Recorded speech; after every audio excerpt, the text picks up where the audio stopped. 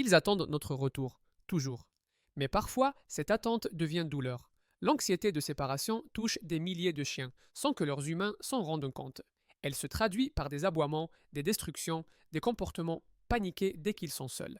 Et pourtant, ce n'est pas de la désobéissance, c'est de la détresse.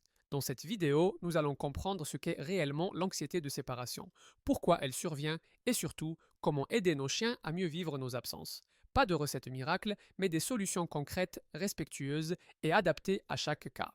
L'anxiété de séparation est un trouble émotionnel. Le chien perçoit chaque départ comme une perte. Il ne sait pas quand ou même si vous allez revenir. Les signes peuvent être visibles: pleurs, gémissements, destruction d'objets, ou plus subtils, allaitement, léchage compulsif, refus de manger. Pourquoi cela arrive-t-il? Les causes sont multiples. Un sevrage trop précoce, un attachement excessif, des absences soudaines ou simplement un manque d'habituation à la solitude. Tous les chiens peuvent en souffrir, même ceux qui semblent confiants. Et souvent, sans le savoir, nous renforçons leur stress, en leur disant longuement au revoir ou en les accueillant avec excitation. Alors que faire? La première étape, c'est la dédramatisation des départs.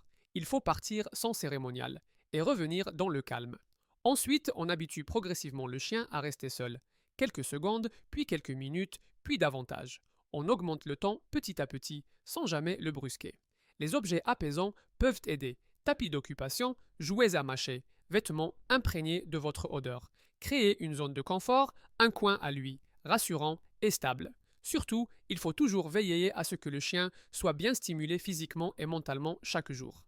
Un chien fatigué, équilibré, aura plus de facilité à gérer la solitude. Attention, certaines erreurs peuvent aggraver la situation. Punir un chien stressé ne fait que renforcer son angoisse. De même, adopter un second chien pour qu'il ne soit pas seul peut ne rien résoudre si la base du problème n'est pas traitée. Prenons un exemple. Un chiot de 3 mois laissé seul trop vite. Il aboie, détruit. La solution? Revenir à zéro. Le laisser seul 30 secondes, revenir. Puis 1 minute.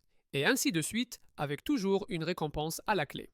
Avec un chien adulte, on agit de la même manière. Mais il faut plus de patience et parfois l'aide d'un éducateur comportementaliste. Enfin, la prévention est clé. Dès l'adoption, habituez le chien à vos absences, même courtes. Ne soyez pas toujours disponible, laissez-le s'occuper seul. L'anxiété de séparation n'est pas une fatalité. C'est un appel au calme, à l'écoute et à l'adaptation. Avec du temps, de la cohérence et beaucoup d'amour, votre chien pourra apprendre à rester seul, sans souffrir. Et c'est là que naît la vraie confiance, quand il sait que vous reviendrez toujours.